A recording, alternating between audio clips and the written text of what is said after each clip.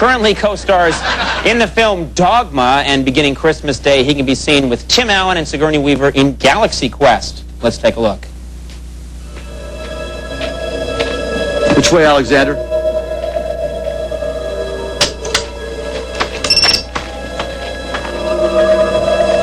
This way.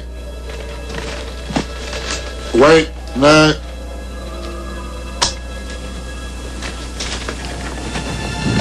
That way. You were holding it upside down. Up top. You know, with all that makeup and stuff, I actually thought you were smart for a second. Ladies and gentlemen, please welcome Alan Rickman.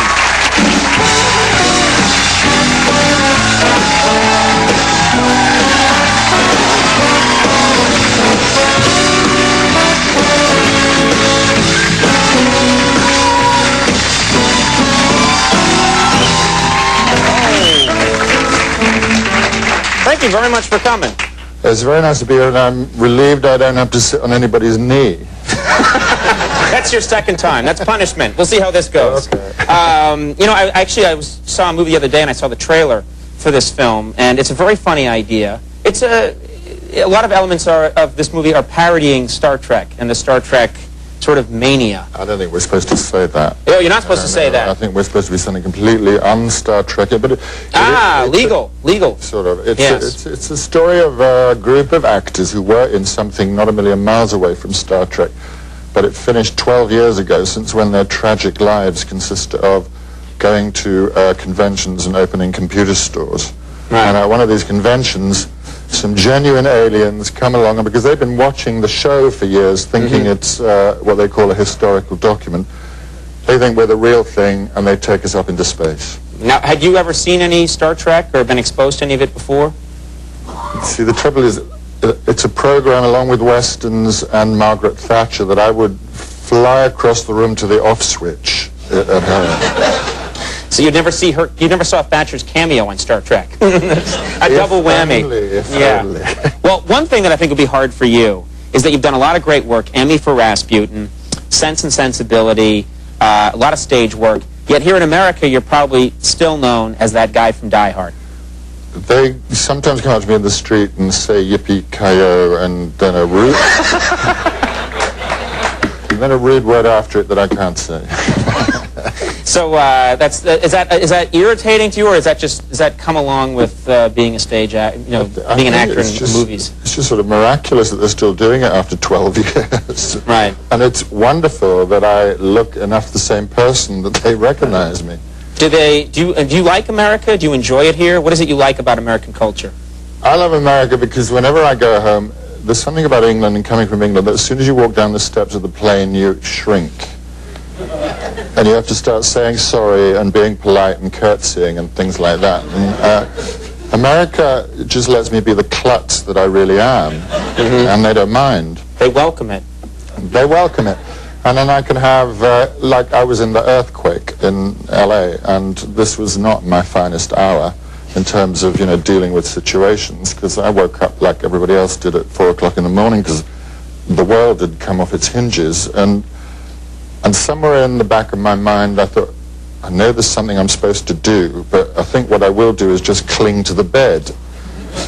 That's not in the manual. It was not in the manual. Cling to the bed and shriek is not in the manual. 45 seconds later, it's over, and then I think, now, what do I do? I'll go and stand in the doorway. Nothing's happening, and I'm standing in the doorway, and then I think, all right, now I better get out of here, but I'm not wearing anything. So now I have to find some underpants, I decide. So you can't see a thing, your hand is like this, so I'm going like this, the drawer, the underpants, and I spent a good 30 seconds trying to figure out whether I had got them on back to front or not. Where's the label, I'm thinking. You're not supposed to worry about this stuff in an earthquake. I'm telling you. Then I think, I'll be needing my passport.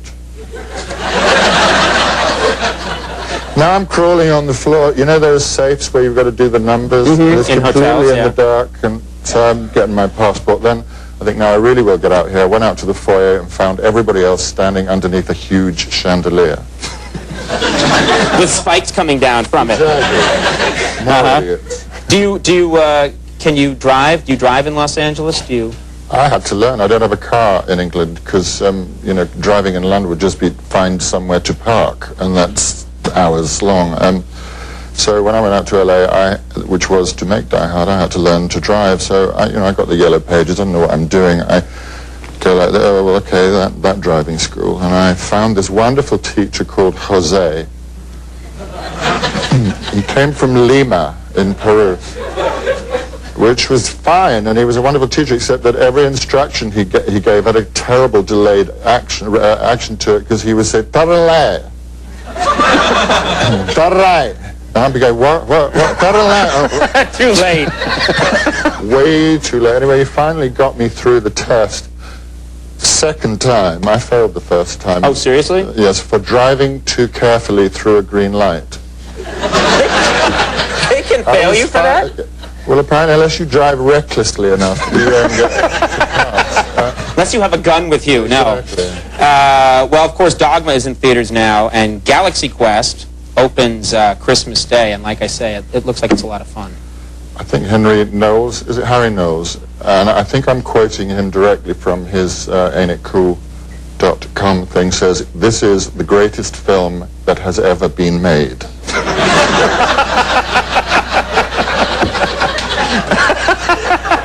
I rest my case. You're taking it in stride. Alan Rickman, very nice to have you here. Thanks for being here. Folks, we'll take a break. When we come back, Matthew Sweet going to join us. Stick around.